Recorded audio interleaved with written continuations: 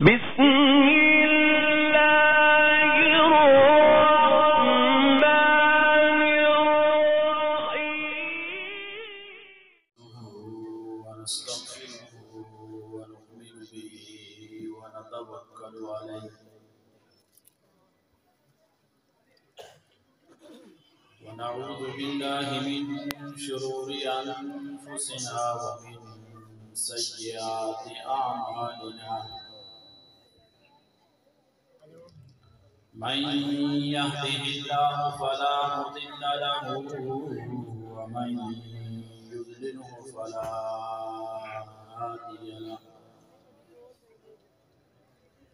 ونشهد أن لا إله إلا الله وحده لا شريك له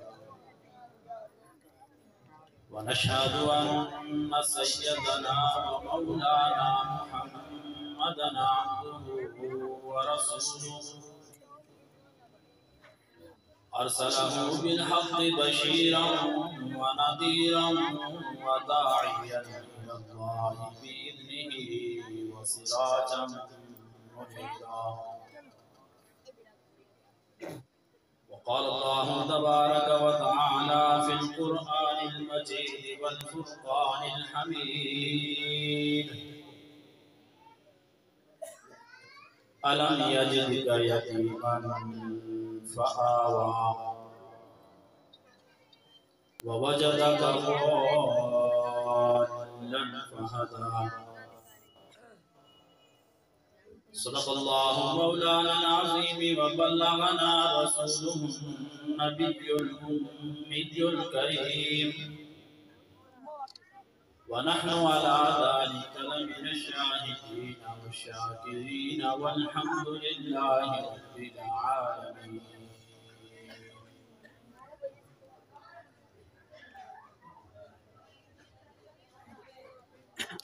سب سے پہلے مشیت کے انوار سے نقش روح محمد بنایا گیا سب سے پہلے مشیت کے انوار سے نقش روح محمد بنایا گیا پھر اسی نقش سے مانگ کر روشنی بزم کونوں مکان کو سجایا گیا وہ محمد بھی احمد بھی محمود بھی حسن مطلق کا شاہد بھی مشہود بھی وہ محمد بھی احمد بھی محمود بھی حسن مطلق کا شاہد بھی مشہود بھی ظاہراً امیوں میں اٹھایا گیا اس کی شفقت ہے بے حد و بے انتہا اس کی رحمت تخیل سے بھی ماورا جو بھی عالم جہاں میں بنایا گیا اس کی رحمت سے اس کو بسایا گیا حشر کا غم مجھے کس لیے ہو یہ قاسم میرا آقا ہے وہ میرا مولا ہے وہ حشر کا غم مجھے کس لیے ہو یہ قاسم میرا آقا ہے وہ میرا مولا ہے وہ جس کے دامن میں جنت بسائی گئی جس کے ہاتھوں سے کوثر لٹایا گیا انتہائی قابل قدر قابل صد احترام حضرات علماء کرام عزیزان ایمان عزیز دوستوں بزرگوں اور بھائیوں کافی دیر سے اب حضرات علماء کرام کے بیانات شعراء کرام کا کلام سماعت فرما چکے ہیں آپ کی یہ محفل آپ کا یہ پروگرام آپ کی یہ مجلس آپ کی یہ کانفرنس اپنے اختتامی مراحل کے اندر داخل ہو چکی ہے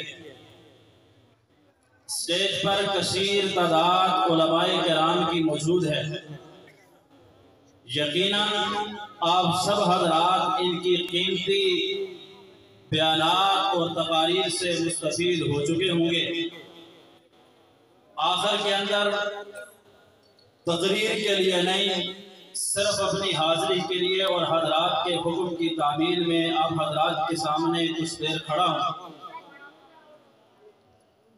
آپ کی آج کی اس محفل اور پروگرام اور اس جلسے کا عنوان ہے ذکر مصطفیٰ۔ کیا عنوان ہے؟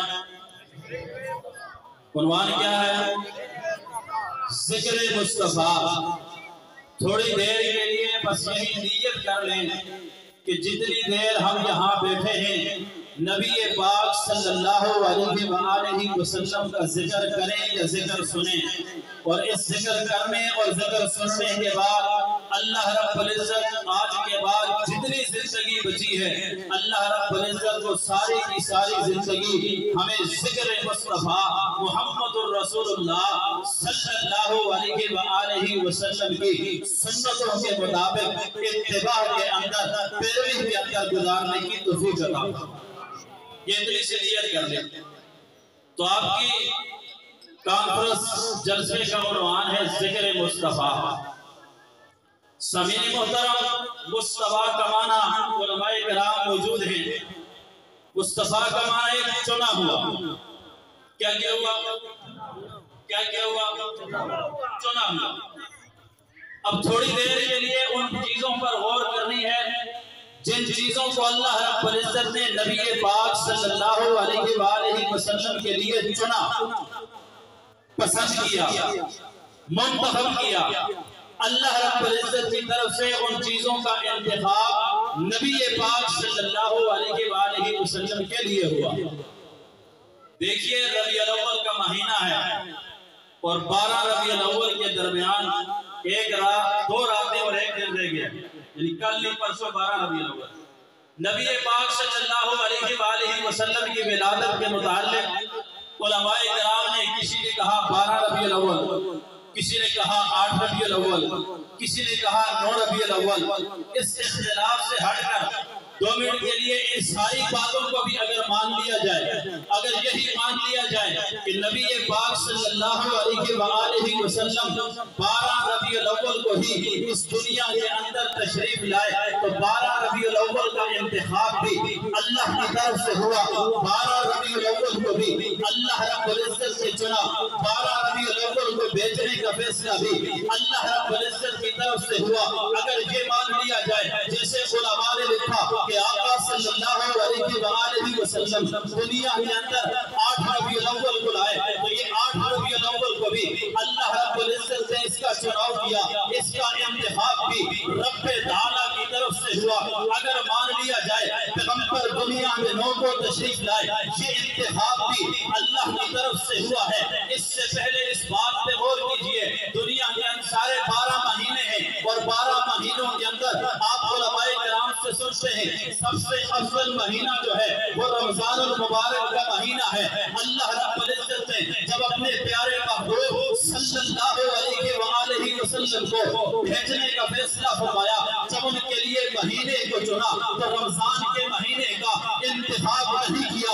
جب مہینوں کے چناؤ کی باری آئی تو رمضان کے مہینے کو نہیں چنا گیا بلکہ ربیع الاول کے مہینے کو چنا گیا۔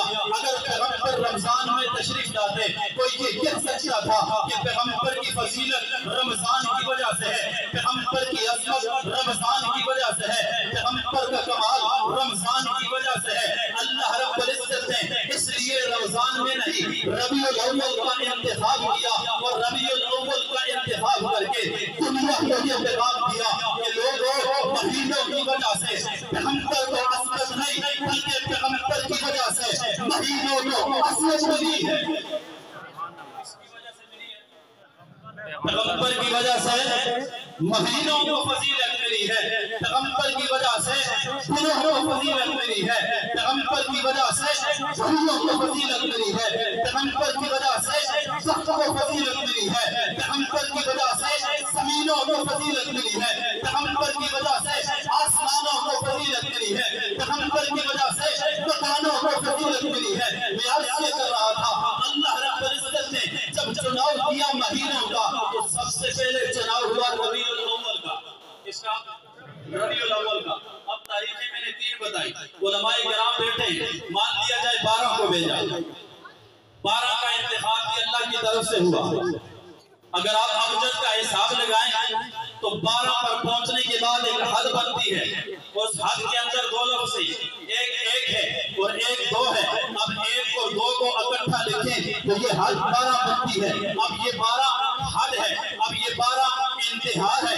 اب 12 ربیع الاول کو اللہ رب العزت نے محمد رسول اللہ صلی اللہ علیہ وآلہ وسلم کو بھیج کر دنیا کو یہ پیغام دیا کہ لوگوں عصمت کی حد پیغمبر پر ہے، عصمت کی حد محمد پر ہے، اور محمد رسول اللہ صلی اللہ علیہ وآلہ وسلم پر آ کر حسن کی انتہا ہو جاتی ہے، کمالات کی انتہا ہو جاتی ہے، ساری حدیں یہاں پر آ کر رک جاتی ہیں، اس سے آگے کوئی انتہا نہیں ہے۔ اگر مان لیا جائے پیغمبر کو 8 ربیع الاول کو بھیجا، پیغمبر کی ولادت کا دن 8 ربیع الاول ہے، تو یہ 8 ربیع الاول کا انتخاب اور چلاؤ یہ بھی اللہ کی طرف سے ہے۔ علماء کرام نے لکھا اگر پیغمبر کی ولادت کو 8 کو مان لیا جائے تو جہنم کے 7 دروازے ہیں، جنت کے 8 دروازے ہیں۔ اللہ رب العزت نے 8 تاریخ کو بھیج کر دنیا کو یہ پیغام دیا کہ لوگوں یہ وہ پیغمبر 8 تاریخ کو بھیجا ہے جس نے جہنم کے 7 دروازوں کو بند کرنا ہے اور اس امت کے لیے جنت کے 8 دروازوں کو کھلا دینا۔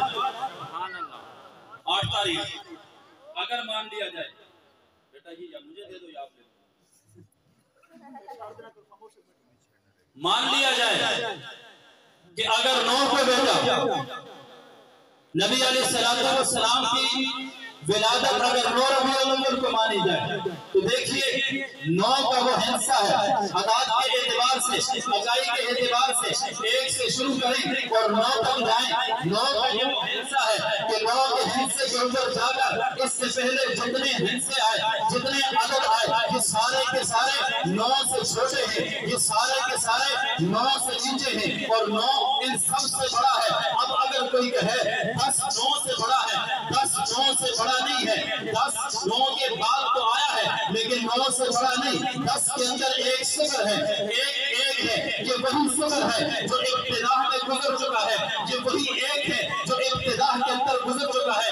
11 کے اندر 2 1 ملاؤ 11 بنتے ہیں، یہ وہی 2 1 ہیں جو ابتدا میں گزر چکے ہیں۔ آگے اسی ترتیب سے حروف کو دیکھتے جائیے کہ وہی حروف آتے ہیں جو 9 سے پہلے گزر چکے ہیں۔ معلوم یہ ہوا کہ 9 سے بڑا کوئی حصہ نہیں۔ اللہ رب العزت نے اپنے محبوب کو 9 تاریخ کو بھیج کر دنیا کو یہ پیغام دیا کہ لوگوں جس طرح 9 سے بڑا کوئی حرف نہیں ہے، 9 سے بڑا کوئی عدد نہیں ہے، 9 سے بڑا کوئی حصہ نہیں ہے، اس طرح پیغمبر کی عظمت سے بڑھ کر کسی کی عظمت نہیں ہو سکتی، پیغمبر کے حسن سے بڑھ کر کسی کا حسن نہیں ہو سکتا، پیغمبر کے کمالات سے بڑھ کر کسی کا کمالات نہیں ہو سکتے، پیغمبر کی نبوت سے بڑھ کر کسی کی نبوت نہیں ہو سکتی، پیغمبر کے جمال سے بڑھ کر کسی کا جمال نہیں ہو سکتا۔ جس طرح 9 حصوں میں سب سے اعلیٰ ہے، اسی طرح پیغمبر نبیوں میں سب سے اعلیٰ ہے، نبیوں میں سب سے اعلیٰ ہے۔ ربیع الاول کا چناؤ ہوا کس کی طرف سے؟ تاریخ کا چناؤ ہوا کس کی طرف سے؟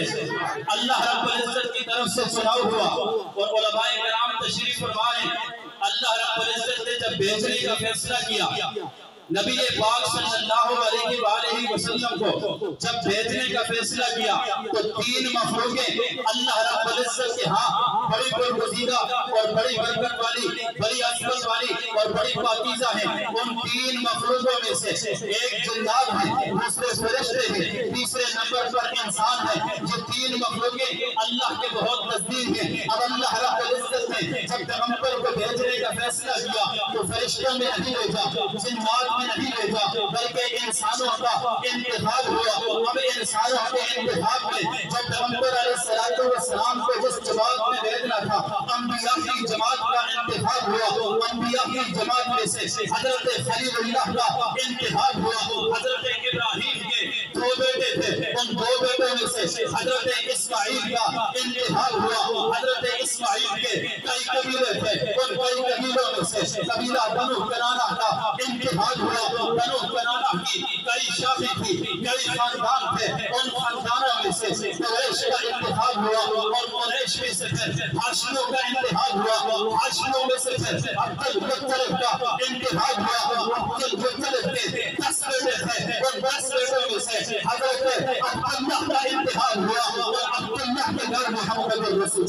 انتہا۔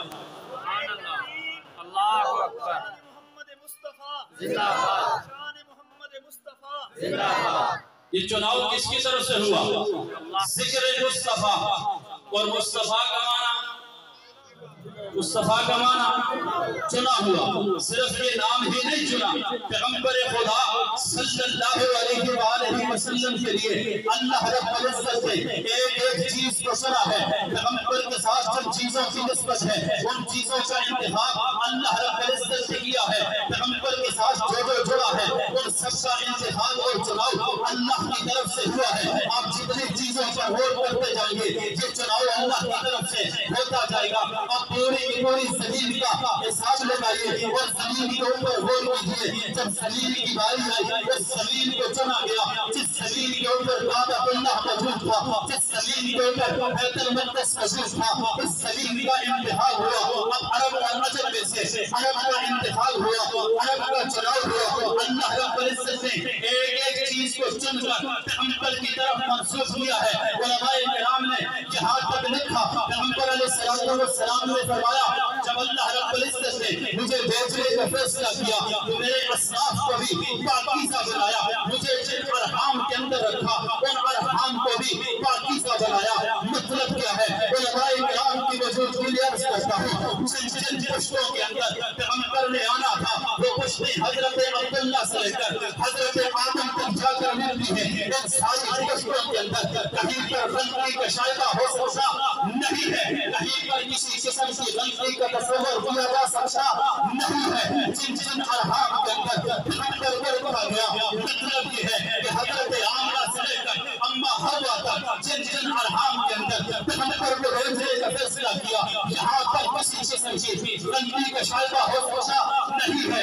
اللہ رب العزت نے یہ فیصلہ اس وقت کیا جن ارحام میں میرے پیغمبر کو بھیجنا ہے ان کو پاکیزہ بنایا، جن پشتوں سے بھیجنا تھا ان پشتوں کو پاکیزہ بنایا، ان کی حفاظت فرمائی اور حفاظت فرما کر رسول اللہ صلی اللہ علیہ وآلہ وسلم کا انتخاب فرمایا۔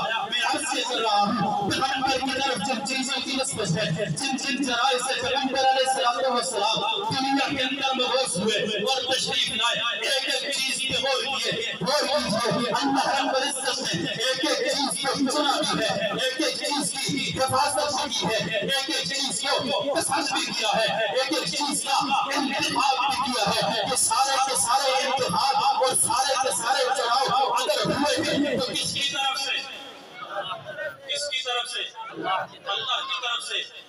جب یہ سارے انتخابات ہو گئے، ساری چیزیں منتخب ہو گئی، تو اللہ رب العزت نے سب سے پہلے نبی پاک صلی اللہ علیہ وآلہ وسلم کی حدیث مبارکہ کہ جب اللہ رب العزت نے مجھے بھیجنے کا فیصلہ فرمایا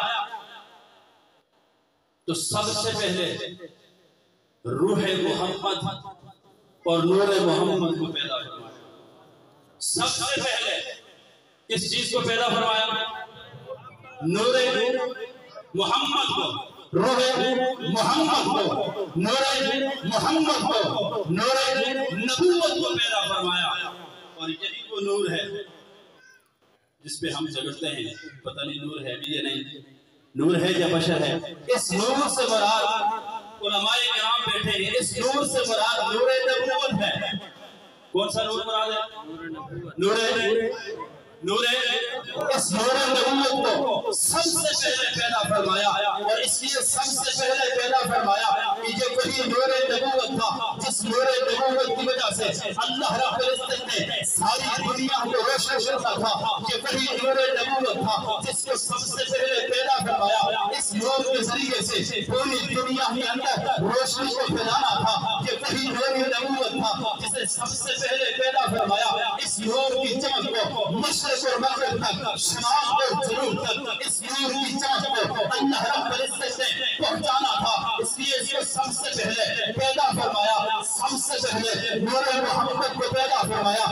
اس نور سے ساری دنیا میں روشن ہونا تھا، اس نور نے ساری دنیا کے اندر چمکنا تھا، اس نور نے ساری دنیا میں روشنی کو پھیلانا تھا۔ دنیا کے اندر اگر کوئی روشنی کی، دنیا کے اندر اگر کوئی چمک کی، دنیا کے اندر اگر کوئی کرنا کی مثال دیتا ہے بڑی مثال سورج کی ہوا کرتی ہے. یہ کہتا ہے سورج سب سے زیادہ روشن ہے. میں اس روشنی کی بات کر رہا ہوں جو سورج سے بھی زیادہ ہے.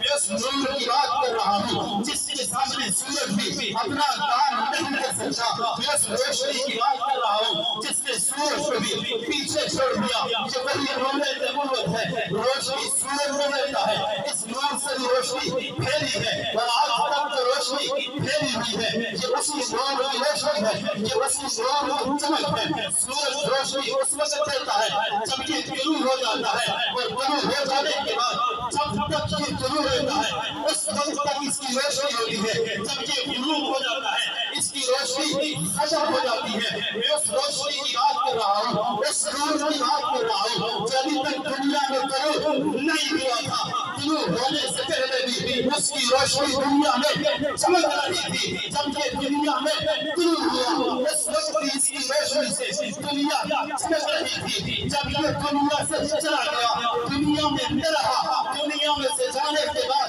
1400 سال گزرنے کے بعد آج بھی اس نور کی روشنی چمک رہی ہے. میں مختصر ایک مثال دے کر اپنی اس بات کو ختم کروں گا کہ اس روشنی کی بات کر رہا ہوں جو ابھی تک دنیا میں نہیں آئی لیکن روشنی پہلے نظر آ رہی ہے. ابھی تک پیغمبر دنیا میں نہیں آئے لیکن اس نور کی چمک دنیا کے اندر اس سے پہلے نظر آ رہی ہے. پیغمبر دنیا میں موجود ہے. یہ روشنی لوگ دیکھتے رہے اور یہ روشنی چمکتی رہی. پیغمبر کے جانے کے بعد بھی یہ روشنی چمکتی رہی اور یہ نور چمکتا رہا. اس کی بے مثال بے شمار مثالیں ہیں. بے شمار ایسے واقعات ہیں کہ نبی کریم صلی اللہ علیہ وآلہ وسلم کے اس نور کی چمک کو حضرت آدم نے دیکھا ہے, حضرت نوح نے دیکھا ہے, حضرت ابراہیم خلیل اللہ نے اس چمک کو دیکھا ہے, حضرات انبیاء کرام نے اس نور کی چمک کو دیکھا ہے. حضرات انبیاء کرام اس نور کی چمک کو دیکھتے رہے جہاں تک کہ یہ نور عبد المطلب سے ہوتا ہوا عبداللہ کی پیشانی کے اندر آیا. عبداللہ کی زندگی کا ایک واقعہ جب ان کی عمر 18 برس کی ہے یہ راستے سے گزر رہے ہیں. ایک عورت ان کو آواز دے کر کہتی ہے عبداللہ ٹھہر جاؤ آپ سے ایک کام ہے. جب وہ ٹھہر جاتے ہیں عورت قریب آ کر کہتی ہے عبداللہ میری دل کی یہ خواہش ہے, میری دل کی تمنا ہے, میری دل کی یہ آرزو ہے کہ میں آپ کو قرآن میں کہتا ہوں آپ مجھ سے شادی کر لیں, آپ مجھ سے نکاح کر لیں. حضرت عبداللہ اس عورت کو کوئی جواب دیے بغیر وہاں سے گزر جاتے ہیں اور گزر جانے کے بعد وہاں پر جا کر اپنا آمنہ سے بعد میں نکاح ہو جاتا ہے. اب یہ عورت اس بات کو کرنے کے بعد بیٹھ جاتی ہے. کئی عرصہ گزرنے کے بعد پھر عبداللہ ایک راستے سے گزرتے ہیں. اس عورت نے دوبارہ عبداللہ کو دیکھ لیا اور پہچان لیا یہ وہی عبداللہ ہے جس کو آج سے کئی عرصہ پہلے میں نے نکاح کی پیشکش کی تھی, میں نے نکاح کا پیغام بھیجا تھا, میں نے نکاح کی خواہش ظاہر کی تھی. اب یہ عبداللہ کا راستہ روک کر کہتی ہے عبداللہ ٹھہر جاؤ. آپ کو اگر بات یاد ہو اتنا عرصہ پہلے میں نے آپ کے سامنے ایک خواہش کا اظہار کیا تھا, میں نے آپ کے سامنے اپنے دل کا اظہار کیا تھا, دلی ارادے کا اظہار کیا تھا. اور عبداللہ وہ اس وجہ سے کیا تھا کہ شاید اس وقت تو نے مجھے مکار عورت سمجھ کر مجھے چھوڑ دیا, شاید اس وقت تو نے مجھے خراب عورت سمجھ کر چھوڑ دیا, شاید اس وقت تو نے میری اس پیشکش کو مجھے غلط سمجھ کر ٹھکرا دیا. لیکن عبداللہ بات یہ تھی میری پیشانی کے اندر ایک نور مجھے چمکتا نظر آتا تھا. آج وہ نور مجھے چمکتا ہوا نظر نہیں آتا, مجھے لگتا ہی ہے شاید کسی اور کے ساتھ آپ کا نکاح ہو چکا ہے. عبداللہ نے کہا جی ہاں میں کسی اور کے ساتھ بلکہ اماں آمنہ کے ساتھ میں نکاح کر چکا ہوں. اس عورت نے کہا عبداللہ ایک وقت وہ تھا میں نے تیرا بازو پکڑ کر دامن پکڑ کر راستہ روک کر میں نے تجھے نکاح کی پیشکش کی تھی. آج اگر تو مجھ سے کہے میں تجھ سے نکاح نہیں کروں گی اس لیے کہ جو نور میری پیشانی میں اس وقت نظر آتا تھا آج وہ نور مجھے دیکھنے سے نظر نہیں آیا. ابھی دنیا میں پیغمبر نہیں آئے کہ نور دنیا نے چمکتا دیکھا یا نہیں دیکھا. اس نور کی چمک دنیا نے چمکتی دیکھی یا نہیں دیکھی. پیغمبر دنیا میں آ گئے, پیغمبر دنیا میں تشریف لائے. ولادت کے واقعات آپ علماء کرام سے سنتے ہو. جب محمد رسول اللہ صلی اللہ علیہ وآلہ وسلم اس دنیا کے اندر تشریف لے آئے, جس نے بھی اس بچے کے چہرے کو دیکھا سب نے کہا اس جیسا بچہ اس سے پہلے کبھی زندگی میں نہیں دیکھا. دیکھنے والوں کا ایک ہی جواب تھا اس جیسا حسین اس سے پہلے کبھی نہیں نے دیکھا اس نے بھی یہی کہا، فرشتوں نے دیکھا انہوں نے بھی یہی کہا، چچاؤں نے دیکھا انہوں نے بھی یہی کہا، عبد المطلب نے دیکھا انہوں نے بھی یہی کہا، مکہ والوں نے دیکھا انہوں نے بھی یہی کہا، پڑوس والوں نے دیکھا انہوں نے بھی یہی کہا، الغرض جس نے دیکھا وہ یہ کہتا گیا ایسا چمکتا چہرہ اس سے پہلے زندگی میں کبھی نہیں دیکھا۔ پیغمبر کے لڑکپن کو دیکھیے، اب یہ نور پیغمبر کے ولادت کے وقت لوگوں نے چمکتا دیکھا اور یہ نور ولادت کے اندر چمکتا نظر آیا، ولادت کے بعد یہ نور چمکتا نظر آیا، یہ نور پیغمبر کے لڑکپن میں چمکتا نظر آیا، یہ نور پیغمبر کے بچپن میں چمکتا نظر آیا، یہ نور پیغمبر کی جوانی میں چمکتا نظر آیا، یہ نور پیغمبر کے شباب میں چمکتا نظر آیا، یہ نور پیغمبر کی حسین صفحہ میں چمکتا نظر آیا، یہ نور پیغمبر کے مکہ کی زندگی میں چمکتا نظر آیا، یہ نور پیغمبر کی مدینہ کی زندگی میں چمکتا نظر آیا، یہ نور پیغمبر جس راستے سے گزر گئے یہ نور لوگوں کو چمکتا ہوا نظر آتا رہا، جہاں تک کہ ایک وقت وہ بھی آیا پیغمبر نے فرعون کی چوٹی پر مکہ والوں کو جمع کیا اور مکہ والوں کو جمع کر کے مکہ والوں کے سامنے ایک دعوت رکھی، مکہ والوں کے سامنے اپنی بحثت کا مقصد رکھا، مکہ والوں کے سامنے اپنے آنے کا مقصد رکھا، مکہ والوں کے سامنے اپنے دنیا میں آنے کی غرض و غایت رکھی، اللہ رب العزت کے بھیجنے کا مقصد رکھا کہ لوگوں قولوا لا الہ الا اللہ تفلحوا۔ اب لوگوں نے انکار کیا لیکن یہ نور چمکتا رہا، سب کے چچا نے اٹھا کر پتھر مارے لیکن یہ نور چمکتا رہا، لوگوں نے مخالفت کی لیکن یہ نور چمکتا رہا، لوگوں نے طائف کے میدانوں میں پیغمبر کو گھسیٹا، پیغمبر کو لہو لہان کیا لیکن یہ نور چمکتا رہا، اپنوں نے ساتھ چھوڑ دیا نور چمکتا رہا، بیگانوں نے ساتھ چھوڑ دیا نور چمکتا رہا، خیز و جشن پر گئے نور چمکتا رہا، مکہ والوں نے مخالفت کی نور چمکتا رہا، جہاں تک کہ مکہ سے نکال دیا گیا لیکن یہ نور چمکتا رہا، پیغمبر نے مدینہ کی طرف ہجرت فرمائی لیکن یہ نور چمکتا رہا، مدینہ سے اٹھ کر بکر میں پہنچے یہ نور چمکتا رہا، بکر سے ہوتے ہوئے احد میں پہنچے یہ نور چمکتا رہا، پیغمبر کی مکہ کی زندگی میں یہ نور چمکتا ہوا نظر آیا، پیغمبر کی تبلیغ کی زندگی میں یہ نور چمکتا ہوا نظر آیا، کبھی یہ نور پیغمبر کے حسن میں چمکتا نظر آیا، کبھی یہ نور پیغمبر کے معراج میں چمکتا نظر آیا، کبھی یہ نور پیغمبر کے معجزات کے اندر چمکتا ہوا نظر آیا، کبھی یہ نور پیغمبر کا صدیق کی صداقت میں چمکتا ہوا نظر آیا، کبھی فاروق کی عدالت میں چمکتا ہوا نظر آیا، کبھی عثمان کے حیا میں چمکتا ہوا نظر آیا، کبھی حیدر کی تلوار میں چمکتا ہوا نظر آیا، کبھی اہل بیت کی طہارت میں چمکتا ہوا نظر آیا، جہاں تک کہ پیغمبر مکہ کو چھوڑ کر مدینہ تشریف لے آئے، مدینہ کے اندر اس نور کی کرنے پھیلتی چلی گئی، اس نور کی چمک پھیلتی چلی گئی، یہ نور آگے بڑھتا چلا گیا، اس کی چمک آگے بڑھتی چلی گئی، یہاں تک کہ جب تک پیغمبر اس دنیا کے اندر موجود رہا دنیا والوں نے اس نور کی چمک کو دیکھا، کبھی بدر کے میدانوں میں دیکھا، کبھی احد کے میدانوں میں دیکھا، کبھی مکہ کی گلیوں میں دیکھا، کبھی طائف کے میدانوں میں دیکھا، کبھی مدینہ کے بازاروں میں دیکھا، کبھی ابو بکر کی صورت میں دیکھا، کبھی عمر کی صورت میں دیکھا، کبھی عثمان کی صورت میں دیکھا، کبھی علی کی صورت میں دیکھا، کبھی صحابہ کی عصمت میں اس نور کو چمکتا ہوا دیکھا، کبھی صحابہ کے سجدوں میں اس نور کو چمکتا ہوا دیکھا، کبھی صحابہ کی تلواروں کے اندر اس نور کو چمکتا ہوا دیکھا، کبھی صحابہ کی نمازوں میں اس نور کو چمکتا ہوا دیکھا، کبھی صحابہ کی پیغمبر سے محبت میں اس نور کو چمکتا ہوا دیکھا، کبھی صحابہ کی قربانیوں کے اندر اس نور کو چمکتا ہوا دیکھا، جہاں تک کہ پیغمبر دنیا سے تشریف لے گئے، میں نے ابتدا کے اندر 3 باتیں کی تھی، جب پیغمبر دنیا میں نہیں آئے تھے اس وقت بھی یہ نور چمک رہا تھا، پیغمبر دنیا میں آئے یہ نور چمکتا رہا، پیغمبر دنیا سے گئے ہوئے 1400 سال بیت چکے ہیں، میرا دعویٰ یہ ہے آج بھی یہ نور اس دنیا میں چمک رہا ہے۔ یار اس نور کی چمک کبھی آپ کو نظر آئی؟ کبھی آپ نے دیکھی؟ نہیں دیکھی؟ تو ان علماء سے پوچھئے، علماء کے پاس بیٹھئے اور ان سے پوچھئے یہ نور پیغمبر کے آنے سے پہلے کیسے چمکا، جب تک پیغمبر اس دنیا میں موجود رہے یہ نور کیسے چمکتا رہا، اور پیغمبر کے جانے کے بعد یہ نور کیسے چمکا۔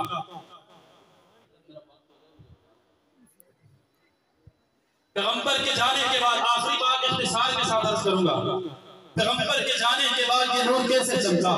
اب پیغمبر دنیا میں نہ رہے، پیغمبر دنیا سے چلے گئے، پیغمبر کے جانے کے بعد پیغمبر کے مسلح پہ کون آیا؟ کون آیا؟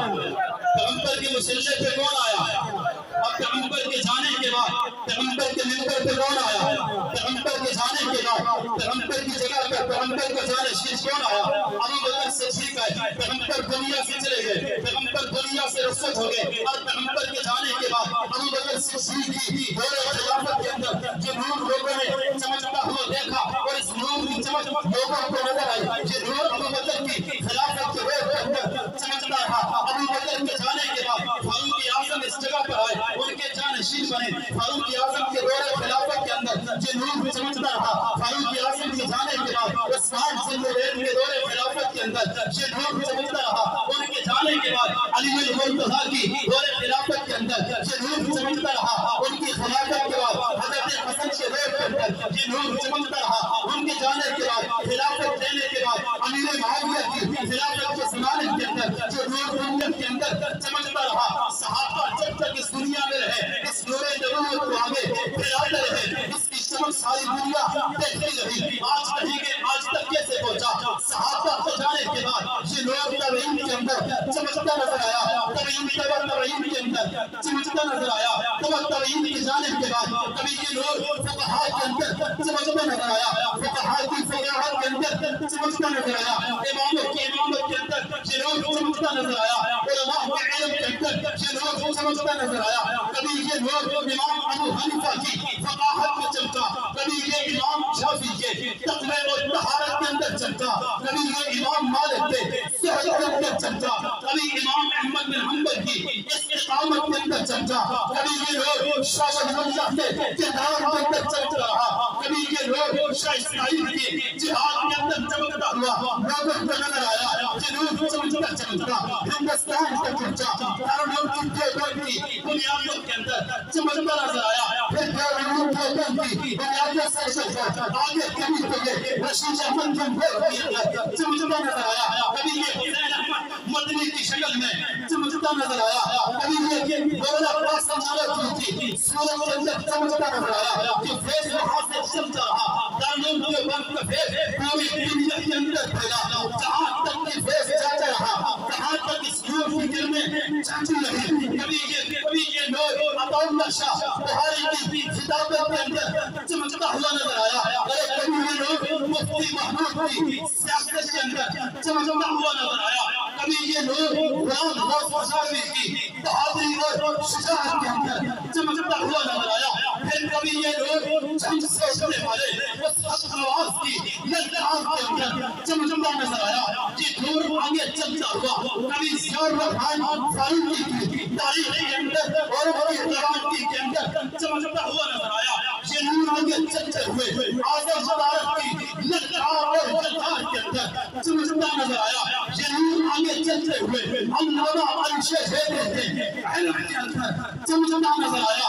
یہ نور آگے چلتے ہوئے کبھی لال مسجد کی دربار کے اندر نظر آیا۔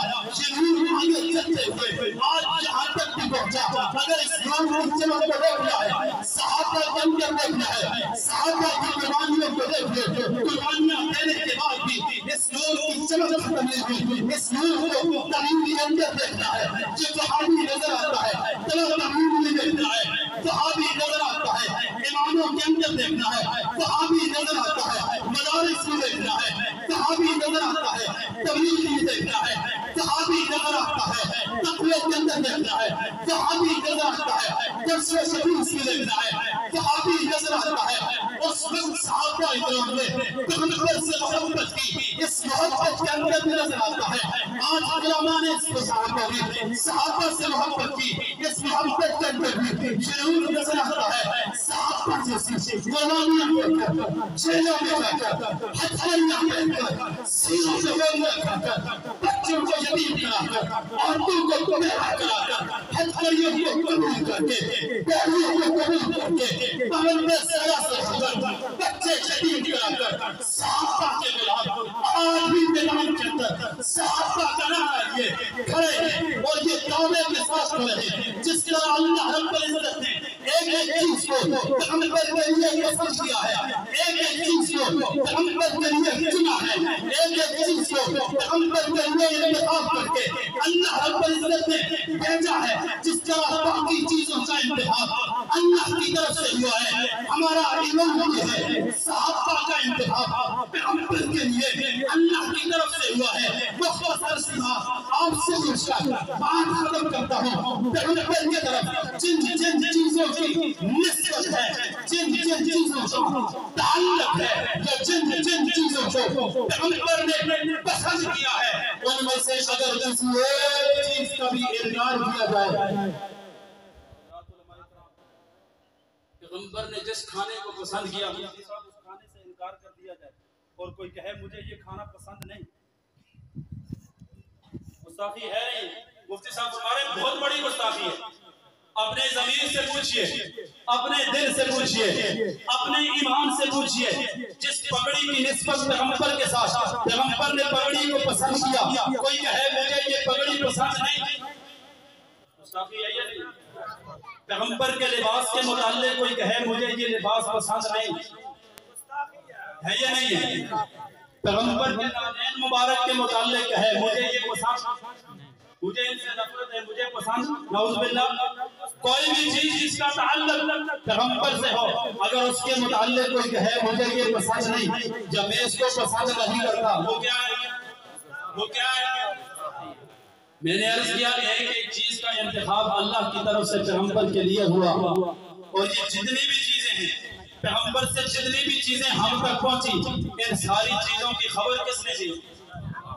کس نے دی؟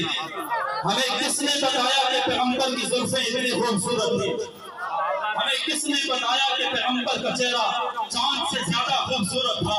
ہمیں کس نے بتایا کہ پیغمبر بدر میں یوں گئے تھے؟ ہمیں کس نے بتایا کہ پیغمبر مکہ کے اندر یوں رہتے تھے؟ ہمیں کس نے بتایا پیغمبر مدینہ میں یوں زندگی گزارتے تھے؟ ہمیں کس نے بتایا پیغمبر نے نمازیں یوں پڑھی ہیں؟ ہمیں کس نے بتایا پیغمبر نے روزے یوں رکھے ہیں؟ ہمیں کس نے بتایا پیغمبر نے جہاد یوں کیا ہے؟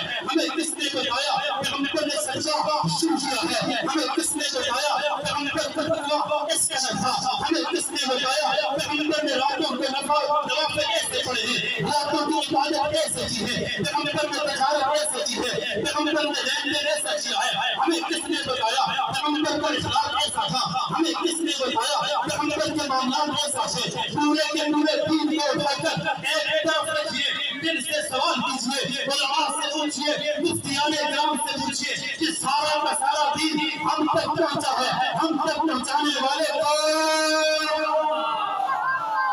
کون تھے؟ کون تھے؟ کون تھے؟ صحابہ۔ کون تھے؟ صحابہ۔ معذرت کے ساتھ اسی لیے کہتے ہیں کہ صحابہ اکرام کا گستاخ یہ صرف صحابہ کا گستاخ نہیں ہے، بلکہ یہ صحابہ کا گستاخ بعد کے اندر ہے، پورے دین کا پہلے گستاخ ہے۔ بے شک بات سمجھ آ رہی ہے؟ بات سمجھ آ رہی ہے نہیں آ رہی ہے؟ یہ صحابہ کا صرف گستاخ نہیں، یہ قرآن کا بھی گستاخ ہے، پیغمبر کا بھی گستاخ ہے، اہل بیت کا بھی گستاخ ہے، یہ پورے کے پورے دین کا گستاخ ہے۔ اس لیے کہ اللہ رب العزت کے لیے جن جن چیزوں کا انتخاب ہوا، یہ انتخاب کس کی طرف سے ہوا؟ اللہ کی طرف سے، اور صحابہ کا انتخاب بھی کس کی طرف سے ہوا؟ اللہ کی طرف سے۔ اب اللہ ایک چیز کو پسند کر کے نبی کو دے دے اور نبی یہ کہیں یہ مجھے پسند ہے، یہ میرے رفیق ہیں، یہ میرے دوست ہیں، یہ میرے یار ہیں، یہ میرے سفر کے بھی یار ہیں، یہ میرے حضر کے بھی ساتھ ہیں، یہ میرے دن کے بھی یار ہیں، یہ میری راتوں کے بھی یار ہیں، یہ میرے دن کے بھی ساتھ साथ सुनिए, घाटों के भी साथ सुनिए, साशी के भी साथ सुनिए, करबल के भी साथ सुनिए, मक्का के भी साथ सुनिए, मदीना के भी साथ सुनिए, पैगंबर और सच है। और आज कोई कहे कि मुझे अबू बकर की खिलाफत मंजूर नहीं, कि सिर्फ अबू बकर की गुस्ताखी नहीं बल्कि साथ पैगंबर की गुस्ताखी भी है या नहीं है? है या नहीं है? जो पूरे दीन की गुस्ताखी है। इसलिए मैं अपने इन्हीं अल्फाज के ऊपर अपनी गुफ्तगू को खत्म करता हूँ। अल्लाह रब्बुल इज्जत ने जितनी चीजें पैगंबर को दी, सबसे आला दी, सबसे अरफा दी, सबसे जमाल वाली दी, सबसे ऊंची दी, और इन सारे की सारी चीजों के ऊपर हमारा ईमान है। इसी पर रहकर हम अपना ईमान महफूज कर सकते हैं। अगर किसी एक चीज का भी इनकार करेंगे, ईमान खतरे के अंदर चला जाएगा। अल्लाह रब्बुल इज्जत से दुआ है, जो कुछ कहा सुना अल्लाह पाक हम सबको अमल की तौफीक अता फरमाए। वाह